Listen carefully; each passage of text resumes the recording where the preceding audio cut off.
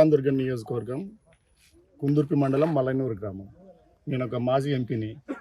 ఒక బాధితుడిని పలకరించడానికిను అలాగే మా పార్టీ అధ్యక్షులు గౌరవనీయులు జగన్మోహన్ రెడ్డి గారు పంపించిన డబ్బులు ఇవ్వడం కోసం, చెక్ ఇవ్వడం కోసం పోతే అడ్డుకున్నారు.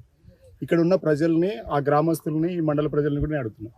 అసలు అడ్డుకోవాల్సిన అవసరం ఏముంది? ఏం చేయడానికి పోతుంటే అడ్డుకుంటున్నారు? అసలు ఏమర్థమైంది గ్రామస్తులకి? ఇప్పుడు ఒకవేళ మీరు కూడా బాధితులని మీరు అనుకున్నప్పుడు మీ పార్టీ నుంచి ఏదైనా సాయం చేయదలుచుకుంటే చేసుకోండి. మా పార్టీ నుంచి ఇచ్చే డబ్బులను అడ్డుకోవాల్సినంత అవసరమే ఉంది. దానికి ఇంత రాద్ధాంతం చేయాల్సిన అవసరం కూడా ఏముంది? నేను ఇంతకుముందు కూడా ఇలాంటి చెక్కులు ఇస్తూనే వస్తున్నాను. నిన్న కూడా 2 గ్రామాలకు వెళ్ళాను. ఇది 3వ గ్రామం. 3వ గ్రామంలో అడ్డుకున్నారు. ఎందుకు అడ్డుకున్నారు అనేది వాళ్ళు అర్థం చేసుకోవాలా. రెండోది ఏమిటంటే, ప్రభుత్వం యొక్క ప్రధాన బాధ్యత ఏమిటంటే శాంతి భద్రతను కాపాడడం. దానికి విఘాతం కలిగించడానికి మేము ఎటువంటి పరిస్థితుల్లో సిద్ధంగా లేము. ఎక్కడ కూడా మా వల్ల శాంతి భద్రతలకు ఏది కూడా విఘాతం కలగదు.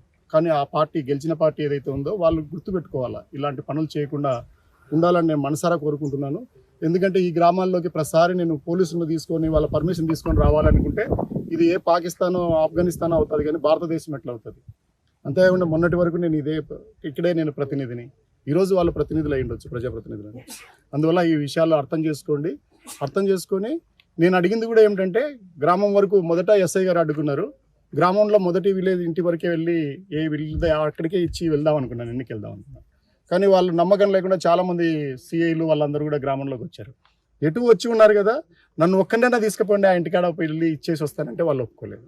నేను మళ్ళీ కుందుర్పులోకి పోయినప్పుడు కూడా అక్కడ నుంచి కూడా అడిగాను, ఇప్పటికైనా మించిపోయింది లేదు, నన్ను ఒక్కడిని తీసుకెళ్ళండి, నేను ఆ చెక్ ఇచ్చేసి వెళ్ళిపోతానంటే వాళ్ళు ఒప్పుకోలేదు. సరే ఏమైతేమే వాళ్ళు మళ్ళీ వచ్చారు. అర్ధరాత్రి 12 గంటలకు కూడా నాకు నోటీస్ ఇచ్చారు. మళ్ళీ నేను సరోజ కాంపౌండ్కి వస్తే నా పార్టీ ఆఫీసర్ దగ్గర 2వ నోటీస్ ఇచ్చారు.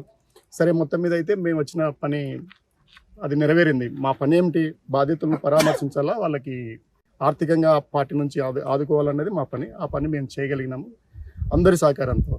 అందువల్ల భవిష్యత్తులో కూడా ఇలాంటి ఇబ్బందులు తలెత్తే విధంగా మీరు చేయొద్దని నేను కోరుతూ ఉన్నాను. ముఖ్యంగా పోలీసులు ఏమిటంటే, నేను అన్నిటికంటే ఎక్కువ ఫీల్ అవుతుంది, మిగతా అన్నిటికంటే కూడా ఎవరో ఒక 10 మంది కర్రలు రాళ్ళు పట్టుకొని ఉంటే వాళ్ళని కంట్రోల్ చేయాలి. కానీ నన్ను కంట్రోల్ చేస్తే ఎట్లా? నాతో వచ్చిన వాళ్ళని కంట్రోల్ చేస్తే ఎట్లా?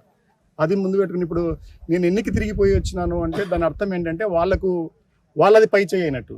పోలీసులది అది వైఎస్ఆర్సీపీ పార్టీదైనా పై చేయి కాకూడదు అనుకుంటాను పోలీసుల మీద, తెలుగుదేశం వాళ్ళదైనా కాకూడదు అనుకుంటాను. ఎందుకంటే పోలీసు వ్యవస్థ అట్లా నడవాలని నేను గట్టిగా కోరుకుంటాను ప్రజల వైపున. ఎందుకంటే వాళ్ళేమి పోలీసుల జీతాలు వైఎస్ఆర్సీపీ పార్టీ ఇవ్వట్లేదు, తెలుగుదేశం పార్టీ కూడా ఇవ్వట్లేదు. వాళ్ళు ప్రజల నుంచి ఉన్నారు కాబట్టి వాళ్ళు అది గుర్తుపెట్టుకోవాలి. నిన్న ఏదన్నా జరిగి ఉంటే అది వాళ్ళు 10 మందిని వాళ్ళు కంట్రోల్ చేయలేకపోవడం వల్ల వచ్చిన ఇబ్బందులు ఇట్లాంటివి ఉన్నాయి.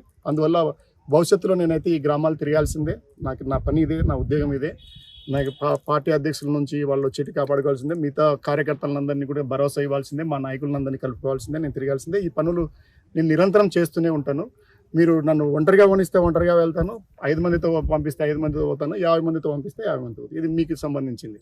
మీరు గ్రామాలు తిరగలేక, మీరు జనాల్లో ఉండలేక, మేము వెళ్తున్న వాళ్ళను భరోసా ఇస్తున్న వాళ్ళకి ఎందుకుంటుంది? పచ్చి బాలంతా ఇప్పుడే ఆమె బిడ్డ కూడా పుట్టారు, 3 కేజీల బరువు ఉందని కూడా తెలియజేశారు. అట్లాంటి ఇంటి మీదకి వెళ్ళి, బాలింత ఉన్న ఇంటి మీదకి వెళ్ళి ఎందుకు రాళ్ళేసి లైట్లు పడగొట్టి అట్లాంటి వ్యవస్థ ఎందుకు తీసుకురావాలి? ప్రైవేట్ ఆస్తులను ధ్వంసం చేయడం అనేది అత్యంత నీచమైన పని. అది ఆ పని ఎందుకు చేయాలి? ఆ పార్టీ వాళ్ళు చేసిన తర్వాత అది తెలుసుకొని మా పార్టీ ఆదుకుంటున్నప్పుడు, మా అధ్యక్షుడు ముందుకు వచ్చి నిలబడుతున్నప్పుడు, మేమంతా వెళ్ళి పలకరిస్తున్నప్పుడు వాళ్ళు ఎందుకు అడ్డుకోవాలి?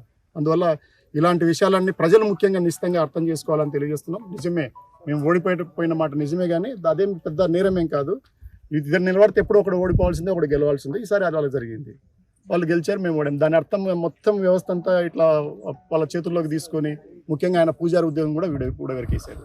యానిమేటర్లను తీసేస్తున్నారని చెప్తున్నారు, ఫీల్డ్ అసిస్టెంట్లను తీసేస్తున్నారని చెప్తున్నారు, డీలర్లను తీసేస్తున్నారని చెప్తున్నారు. ఇవన్నీ కూడా మంచి పద్ధతులు కాదని నేను తెలియజేస్తున్నాను.